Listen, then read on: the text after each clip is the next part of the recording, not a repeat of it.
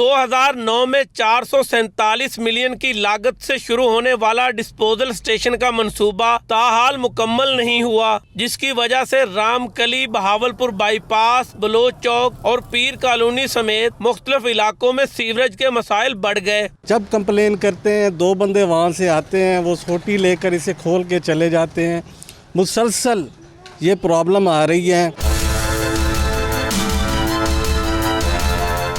New Shah Shams disposal station का मंसूबा 2012 में मुकम्मल होना था, मगर फंड की अदम फराहमी के बायस 10 साल गुजरने के बावजूद भी तकमील का मुंतजर है। MD वासा ने दावा किया है कि जून तक मंसूबा फ़ाल हो जाएगा। अभी तक भी पूरे पैसे नहीं आए, कुछ अगले साल जुलाई में आएंगे, लेकिन ये मंसूबा इंशाल्लाह हमारा जून से पहले इसको हम चला देंगे। ये तकरीबन 95% कम्प्लीट हो चुके हैं।